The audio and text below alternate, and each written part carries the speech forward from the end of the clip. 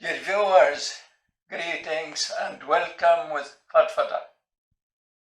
Fadfada is a word from the heart that springs from the heart without much articulation. So bear with me. If the word hurts, I hope that this hurting will be for healing. And the English saying, faithful are the wounds of a friend, and deceptive are the kisses of the foe. So, to me, you are friends, whatever belief you have, and you are brothers and sisters in humanity. I will be depending largely on this authentic book, The Tales of Mecca by Azraqi. It is the most authentic book when we talk about Kaaba, the shrine in Mecca, and Mecca itself. This is the book. It is in 2 volumes, about 830 pages, and bring us a lot of details. For instance, if we go to page 34, Allah ordered the angels in heaven to build a shrine, and that was called Abdurrah, and in the Quran related to Al-Bayt Al-Ma'mur, the constructed house. So Allah gave the specifications to the angels to build this place up there in the sky. So they have done, and out of mercy for them, He ordered that they will circumambulate around this house that is up there, rather than having the pain of circumambulating round the throne, round his throne. So it is written that He had pity on them, mercy on them, and He constructed this house to the specifications. And then the angels would circumambulate around that house. 70,000 of them will circumambulate every day, may enter it and go around it only once in a lifetime, because it is written they will not come back again because of the huge number, immense number of angels. So they will have no other turn to come back to enter the house or circumambulate around it. This is Al-Bayt Al-Ma'mur in heaven. And then Allah thought, fine, why you don't build me another house to the same specifications down there on earth? A house for me, Bayti, my house, down on earth, on planet earth. And the angels did that to the same specification, the same measurement. Allah told them that as people circumambulate, the people in heaven circumambulate around the house Al-Ma'mur in heaven, they will do the same on earth. Now some of you have enjoyed watching the video about Seville I've done on my birthday. For recap, just to recap a little, let us go through around 1 minute of Seville, and then you will see the link as we progress in this episode and the coming two. Let us go back to Seville for a moment.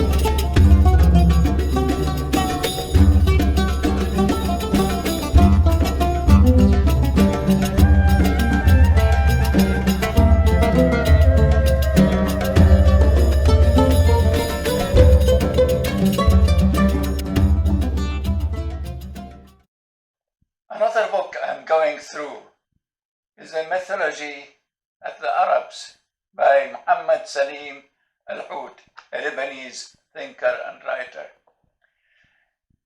On page 124, Mr. al-Hud says these constructions like Rida and Qalis and Kaaba of Najran, Wasindad, Wari'am, Wabayt al-Azza, and some of them are Christians. People wanted them to be quite similar or superior to the Kaaba in Mecca. That was called Al-Kaaba al-Shamiyya, the Levant Kaaba. On page 127, Muhammad Salim al-Hud says, وَقَدْ بَنَتْهَا الْمَلَائِكَةُ لِأَوَّلْ مَرَّةٍ قَبْلَ آدَمَ. And first time angels constructed it, that is a Kaaba in Mecca, before Adam. Rather before the creation of the earth, planet Earth, by 40 days. Or if you want, say, by 2,000 years. So either 40 days or 2,000 years. If we move to page 133, لا يخطر على بال أحد أن مكة. No one must think that Mecca is the only direction for prayer in the Arabian Peninsula. So Mecca, he was saying, was not unique at the time in the Arabian Peninsula. And I would include going further north to Petra, where at least I have seen 3 Kaabas, but there are quite few more and in between. And mention Kaaba Najran, that is down south towards Yemen. وقد كان للعرب كعبات عديدة أخرى تحج إليها. Arabs had other Kaabas pilgrim towards it. They pilgrim to other Kaabas, so it wasn't the only Kaaba. تعتر عندها وتقدم لها النذور والهدايا. They sacrifice by their Kaabas, different Kaaba, and they offer their gifts and vows by those Kaabas. A big question. What made the Kaaba in Mecca, which is not the greatest, but what made it more prominent? Islam. The Arabic poets say, وَالسَّيْفُ أَصْدَقُ إِنْبَاءً مِنَ الْكُتُبِ. The sword has more to offer than books. So we know that story. Nevertheless, as we mentioned, Salim al-Hud mentioned that there were Christian Kaabas. The Kaaba at Najran was known to be Christian. Al-Kaaba al-Shamiyya, the Kaaba of Mecca, was Judeo-Christian pagan Kaaba. Predominantly, forgive me, it's pretty mouthful word for me, predominantly Judeo-Christian, with one statue, Al-Uzza, inside. So what was known, because of the number of statues, 360 or 65, counting the number of days in the year, but say 360 idols for different gods and goddesses, they all were round Al-Kaaba. They were not inside. What was inside was predominantly Judeo-Christian heritage elements. The reason for that is obvious. If I look at this room where I am now, and the measurement of Al-Kaaba measures slightly bigger than this room. So it is not a huge place. So there cannot be room for so many idols, for people to enter and circumambulate around them in a big number, or for the many workers, stewards, to take care of the elements that is inside. So this is, I wonder, how small Al-Kaaba that Allah built in heaven, ordering the angels to build, how small that is. And if we know from Al-Azraqi, as he told us, that every day 70,000 angels would enter it and then circumambulate around it, what size angels have to fit in such place? Even if they enter 50 at a time, or 100, they must be at a time, or hundreds. So angels, in the thinking of Al-Azraqi in his The Tales of Mecca, must have been small creatures. Now, to authenticate what I said about the Judeo-Christian elements in Kaaba, in Mecca, I will start with one important aspect that is related to the Torah, in the Tanakh, the sacred scriptures for the Jews, and Quran, and Akhbar Mecca by Azraqi, the most authentic. حدثنا أبو الوليد قال, أبو الوليد related saying, حدثني جدي, my grandpa told me, حدثنا سعيد بن سالم عن ابن جريج قال قلت لعطاء. So it is a way of authenticating the narration of any hadith. قوله تعالى, what Allah have said in the Quran, من دخله كان آمنا, he who enters it will be safe. قال يأمن فيه كل شيء دخله, قال وإن كان صاحب دم إلا أن يكون قتل في الحرم. So, in brief, anyone will enter Kaaba will be safe from the blood, even if he was a killer. If he murdered someone and enter the Kaaba will be safe, unless he killed inside Al-Kaaba. So that is not forgivable. But if he entered after killing someone, accidentally or intentionally, he is safe. And we know the traditions, the elders would meet between the two tribes or the two families, negotiate blood price, what is called fidya, redemption. And in many cases, they will come to a solution and the person will be able to come out of Al-Kaaba. Now I will ask Christians this question. Do you remember something about that? I ask our Jewish friends. Do you remember this seated tradition in the scripture, in the Tanakh, about the city of refuge? 6 of them. 6 cities of refuge. Let me go to the references. Here I put a note by Akhbar Mecca, the Tales of Mecca. We have Surah Al-Imran, Surah 3 in the Quran, verse 97, and then the book of Numbers, chapter 35, verses 14 and 33. Then we have the book of Deuteronomy, chapter 19, verses 4 to 13.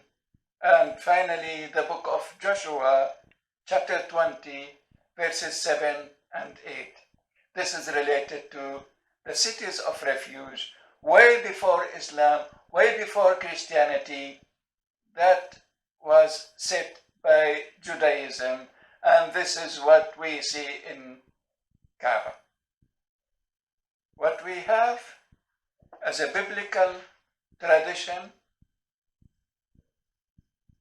according to the book of Numbers, Deuteronomy, and Joshua, we found its application Quranically in Surah number 3, Al-Imran, and then we find its practical application in Kaaba. So this is a Jewish, pure Jewish biblical tradition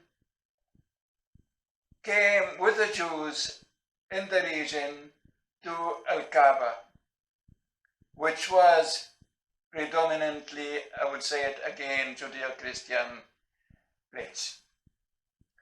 Another thing, in the mosque, we have the traditions. People will enter the mosque with shoes off and socks off. They could put their socks on, no problem. But shoes off. Where did that start? Here we find it in the Tales of Mecca by Azraqi again. And chapter what is about the opening of Al-Kaaba, page 174. Here we have, when they opened Al-Kaaba, dedicated Al-Kaaba, they used to open it by Monday and Thursday. وكانوا يفتحون البيت في الجاهلية يوم الاثنين والخميس. Open the house, the shrine, Al-Kaaba, on Monday and Thursday. Which days of the week Muslims prefer to fast? Monday and Thursday. My mom used to fast Monday and Thursdays at times. Another thing, how on earth Muslims go into the mosque without their shoes on? At the time, Jews and Christians have no problem entering the place of worship with shoes on. Obvious. I don't mind kicking my shoes off, entering the church, but the church can be entered with shoes on. Where did this tradition come from? Surprise, surprise. Very big surprise. Let's read. فلما فرغت قريش من بناء الكعبة كان أول من خلع الخف والنحل فلم يدخل بهما. When Quraysh finished constructing Al-Kaaba, because Al-Kaaba was destroyed number of times, can you imagine a building built by Allah according to his specification was destroyed number of times? What Allah is that? You are mocking Allah. While in Petra, we have solid rock, one piece Kaaba in Petra. I've seen two of them, and there are quite few more at distance seen from my walk. And here Al-Kaaba was destroyed number of times. Anyhow, when they finished and they opened it, the first one to take his shoes off and not enter it, this is a surprise. Who was that? Al-Walid ibn al-Mughira. Al-Walid ibn al-Mughira. Who is Al-Walid ibn al-Mughira? Why this is significant? Al-Walid ibn al-Mughira was a pagan who Muhammad confronted number of times. And كان ذا مال وبنين. The Quran said to him, even if he has children and finances, because Muhammad at the time was poor and had no sons to inherit him. And then Al-Walid ibn al-Mughira is a man whose Muhammad come to Allah, look, Al-Walid mocked me, saying I don't have children. And Allah would say in the Quran, سَنَسِمُهُ عَلَى الْخُرْطُومِ, we will brand him on the nose. Al-Walid ibn al-Mughira is the one who's Allah defending his Prophet Muhammad said of him, ذَرْنِي وَمَنْ خَلَقْتُ وَحِيدًا, let me alone on him. وَجَعَلْتُ لَهُ مَالًا مَمْدُودًا وَبَنِينَ شُهُودًا, and I gave him plenty of finances and children. Al-Walid ibn al-Mughira was mocked by Muhammad and Allah many times. Who is Al-Walid ibn al-Mughira? Al-Walid ibn al-Mughira is a rich Meccan who contributed to the building of Al-Kaaba, that even Muhammad and early Muslims benefited from it. Muhammad's ancestors benefited from it. Al-Walid ibn al-Mughira was a rich man who would feed many pilgrims every single day from sacrifices he offers. On the top of that, Al-Walid ibn al-Mughira was the man who protected a Muslim, one of Muhammad's followers, gave him shelter and protection from others so he will not be harmed, not to bring him back to paganism, just on a humanitarian base. Al-Walid ibn al-Mughira was an honorable man. I feel a lot of admiration to Al-Walid ibn al-Mughira. And out of religiosity, here we read in the tales of Mecca, he was the first one to take his shoes off. فلم يدخل بهما الوليد بن المغيرة أعظاما لها فجرى ذلك سنة. And Al-Walid ibn al-Mughira did not enter it out of respect and gratefulness. And that became, listen, my Muslim friends, that became Sunnah. And Sunnah in Islam is a tradition of Muhammad.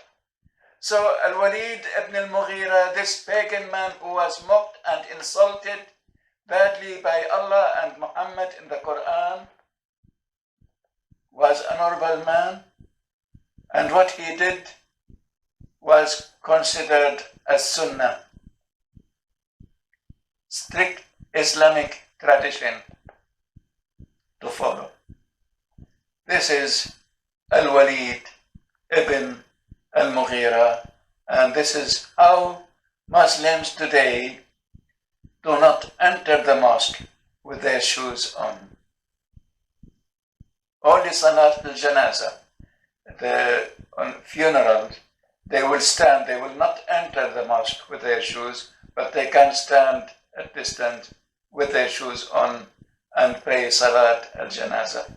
That is reciting some verses before taking them to the graveyards. This is Al-Walid al-Mughira, who was insulted, he was an honorable man, he contributed to the protection of Muslims on a humanitarian basis, and what he did as a pagan became Sunnah, tradition in Islam. Al-Walid ibn al-Mughira was the father of Khalid ibn al-Walid, who is Khalid ibn al-Walid, Sayf Allah al-Maslul, the unleashed sword of God, a warmonger, a war criminal. You have seen the insult his dad received in the Quran, and he was vicious, similar to the man who conquered North Africa, Musa ibn Nusayr. He was taken as a young boy, a Christian, from the Assyrian Christians in Iraq. His dad called Nasr, so he was Musa ibn Nasr, and Nusayr is the diminutive form of Nasr. So the Islam insulted his dad, and they took Musa as a slave, trained him to become a fighter for Islam. And he was the one behind Tariq ibn Ziyad in the year 711, when Tariq ibn Ziyad entered Spain, conquered Spain, that Musa bin Nusayr was his leader, and Musa bin Nusayr entered later. This is how some of the traditions in Islam came about, from Judaism and here from paganism as well, by the evidence. It is not my word. I have not put words in the mouth of Al-Azraqi. He is authentic Islamic writer. And here in the same paragraph we have mentioned Al-Waqidi as well. Muhammad ibn Yahya an Al-Waqidi. And Al-Waqidi is the one who wrote the book of the conqueror of Sham, Damascus. I have the book behind me there by my small library in the Brook. This is Islam.